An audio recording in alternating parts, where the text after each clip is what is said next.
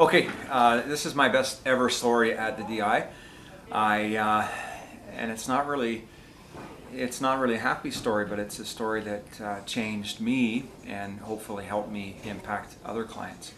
And I think that's one of the coolest things about working here is that you as a staff member continually grow and you're changed by the clients. As much as we try to impact them, they impact us.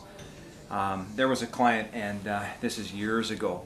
I started back in 1999 in the DI, and I think about 2 weeks into my start, there was a guy named Al who was a staff member at the time, and he used to be kind of my mentor, or the guy who was supposed to show me the ropes. And so we were doing bathroom checks, and this is in the old building, and Al and I went into the bathroom, and we saw this older gentleman. He must have been, I think he was 73, 74, and he was actually peeing into a bottle.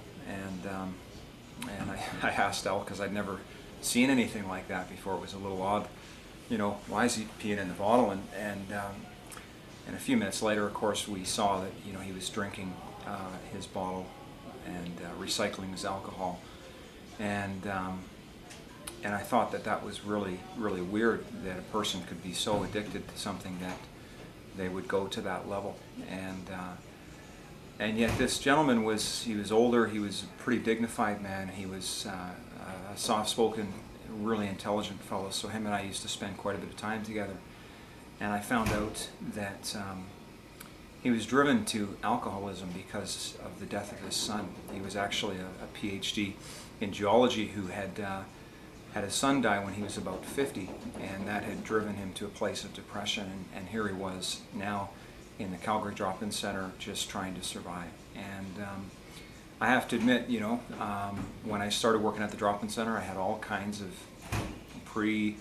ideas, you know, judgments and thoughts about why people become addicts, and they can just change at any time. They just need to choose, and all kinds of things like that. But as a result of my interactions and conversations with this gentleman, it totally shaped me from the inside out. And I guess kind of the sad thing is, you know, three and a half weeks later, he actually passed away.